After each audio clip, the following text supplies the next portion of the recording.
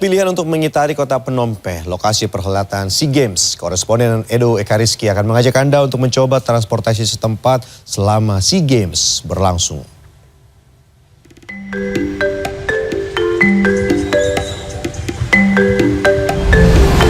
Wih, ayo jalan. Mau kemana? National Olympic, ada game ini. Naik apa? Ini.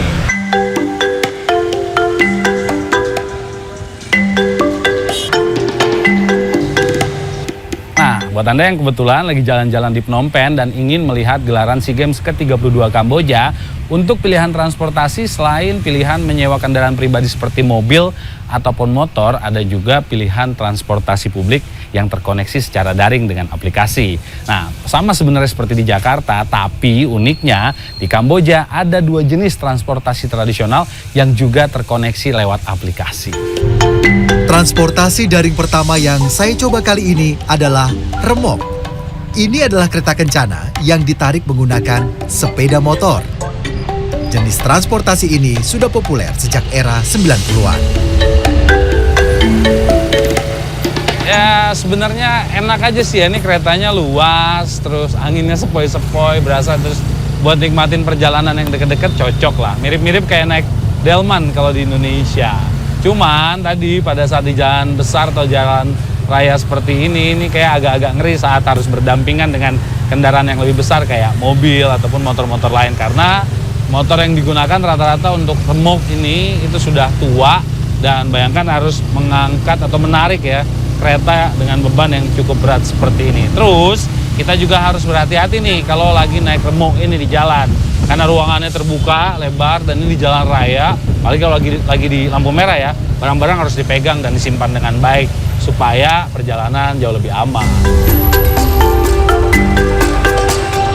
Untuk menempuh perjalanan saya dari hotel ke National Olympic Stadium sejauh 3 km, dibutuhkan biaya sebesar 4.000 sampai 5.000 rial Kamboja. Jumlah ini setara dengan 15 hingga 18.000 rupiah.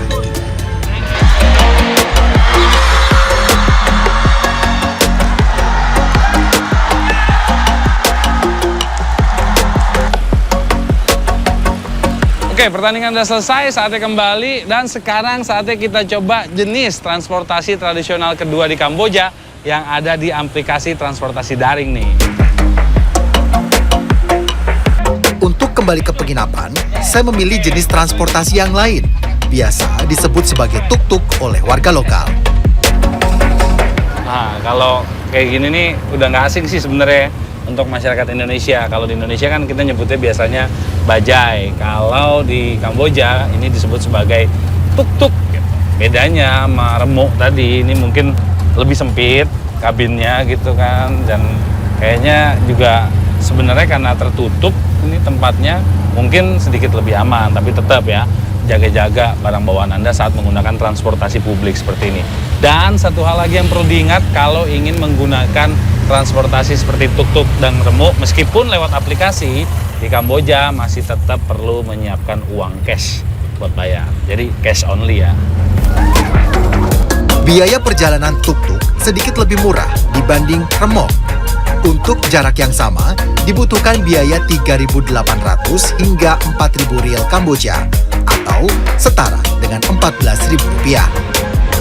Apapun pilihan transportasi Anda, satu hal yang perlu diingat adalah agar tetap berhati-hati saat berada di transportasi publik seperti remok dan tuk-tuk. Karena ruang terbuka di kursi penumpang membuat posisi Anda lebih berisiko menjadi incaran pelaku kejahatan. Edo Ekariski, Softan Herdiagama, Phnom Penh, Kamboja.